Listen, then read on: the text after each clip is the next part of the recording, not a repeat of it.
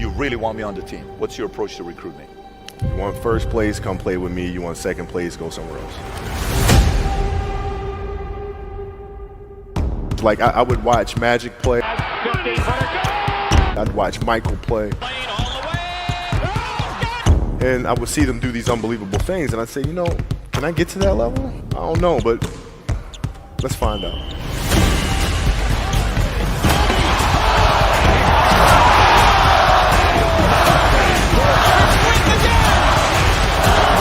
That's why he's the best player in the game.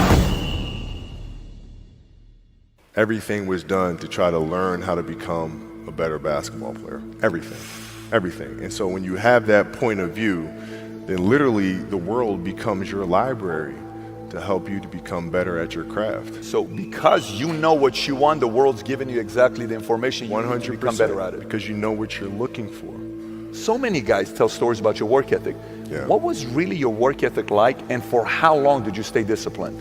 Well, I mean, every day. I mean, since 20 years. I mean, it was an everyday process, and trying to figure out strengths and weaknesses. For example, jumping ability. Man, my vertical was a 40, it wasn't a 46 or a 45. My hands are big, but they're not massive. Right? So you got to figure out ways to strengthen them so your hands are strong enough to be able to palm a ball and do the things that you need to do. Quickness, I was quick, but not insanely quick. I was fast, but not ridiculously fast. Right? So I had to rely on skill a lot more. I had to rely on angles a lot more. I had to study the game a lot more. And but I enjoyed it though. So like from the time I can remember when I started watching the game, I studied the game, and it just never changed.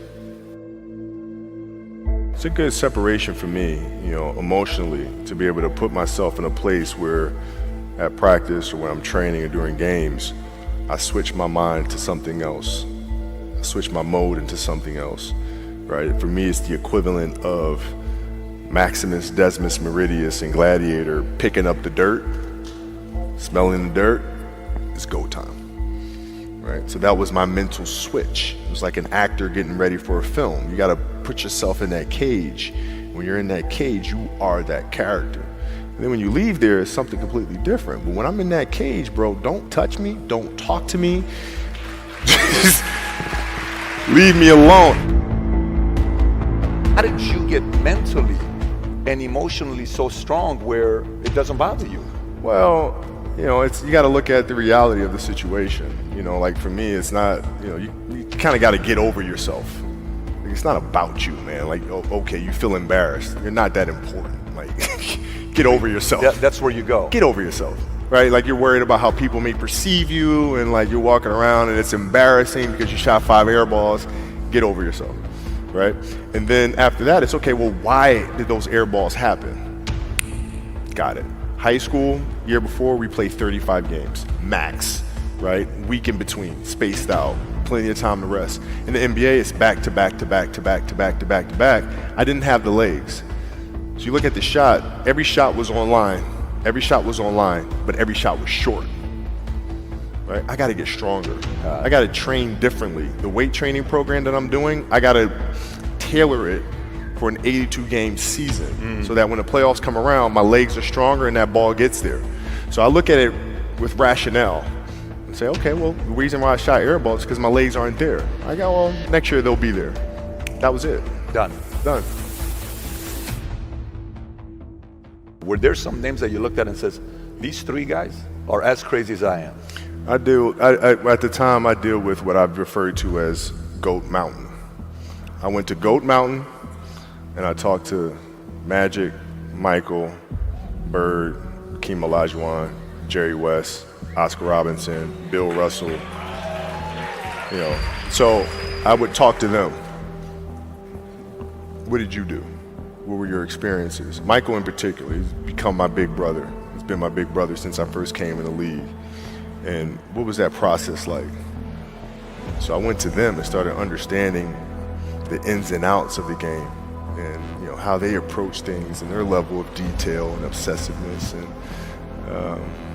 that's what I did. The players that had that passion but weren't willing to commit their entire lives to doing that, right? It's a choice, right? You have other things. You have family. You have all these other things that you have to do. The game can't really be your number one priority. And so I was looking at that like, man, this is going to be fun. If I'm buddies with you from high school, if I'm a cousin of yours, what happened to our relationship? How did that gravitate when you went into the league and you're determined to become the greatest, or you're determined to become one of the greatest? What happens to our relationship? Oh, it suffers. It does suffer. Oh, yeah. Okay. Yeah. And you understood that. You were okay with that. Well, yeah. And the people that love you, like friends and family, like they know that about you. Got it. So they let you be you. And when you reconvene, you know, you pick back up where you left off. Mm-hmm. But make no mistake about it, everything in between is lost, right? So those long-term relationships, the commitment of time of, taking vacation. Like I see a lot of players take vacations with other players that are close friends. And they'll just take vacations just to take vacations, or just hang out just to hang out. Like I never did that. Why not though? Why didn't you do that? Well, because when I retire, I didn't want to have to say, I wish I would have done more. I don't want that. You know, I don't want that. You know, you got a lot of people paying their hard-earned money to come watch you perform.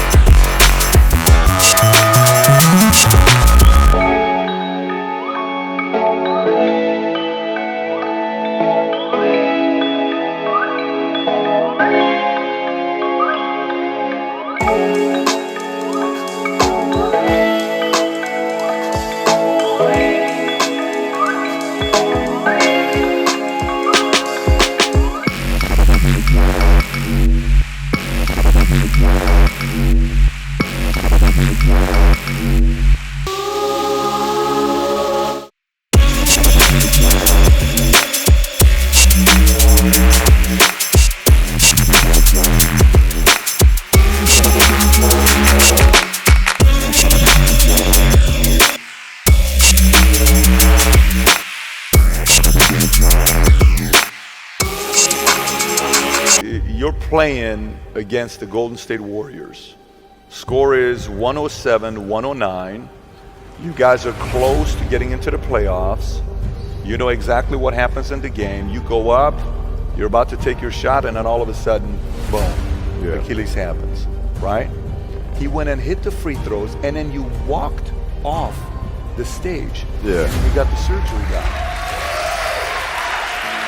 when I went in the trainer's room, my kids are in there, and they're looking at you and stuff, and I'm looking at them, and I'm like, it's all right. Dad's gonna be all right. It'll be fine. It'll be all right. It'll be all right. It'll be all right. And as a parent, you gotta set the example. You gotta set the example. This is another obstacle.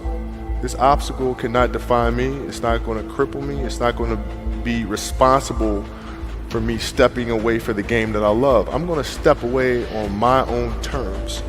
And that's when the decision was made that, you know what? I'm doing it. Doing it.